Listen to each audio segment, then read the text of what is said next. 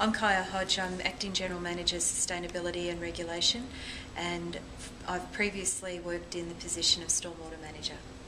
Sydney Water manages part of the stormwater system, mainly in southern Sydney and the inner west of Sydney, plus parts of the Rouse Hill development area. The part of the system that we manage tends to be the downstream section, so the upstream section, which are the smaller pipes and channels, are generally managed by council, and we pick up our responsibility when we get into the larger trunk parts of the system. The way that we manage stormwater and the way that we manage the stormwater system itself is really important for Sydney as a sustainable and livable city. Some of the really exciting things that we're doing at the moment are when we need to renew our systems, we're looking very carefully at where we have options to do naturalisation. So that's basically replacing concrete with more natural rock and vegetation in channels, so that it takes it back more towards a natural waterway.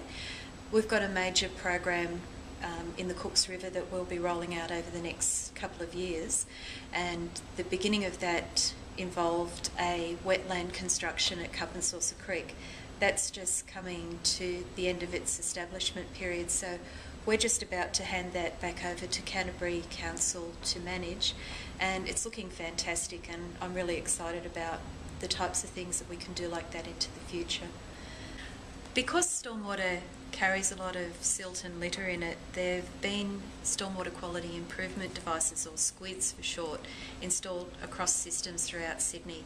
Sydney Water has about 64 SQIDs that it maintains, and over the last 20 years we've removed about 35,000 cubic metres of litter and about 39,000 tonnes of sediment, and this is stuff that doesn't end up in your local creek or river or harbour as a result of that removal by the SQID. It's a major part of our ongoing operations for our stormwater systems. There's a high level of expectation in the community that as a city we should be doing more stormwater harvesting. Most of the schemes that are viable are actually smaller schemes that are well back up the catchment, so they don't have large catchments that drain to them, and they generally only provide water for local reuse. Whilst Sydney Water doesn't do a lot of stormwater reuse schemes itself, there's actually a lot of schemes that have been implemented across Sydney, quite a few of them actually drawing from Sydney Water's systems. So there's around about 70 schemes spread across Sydney. They harvest around about 1.3 billion litres of water per annum, and they're generally used on local parks and soccer fields and gardens and things like that.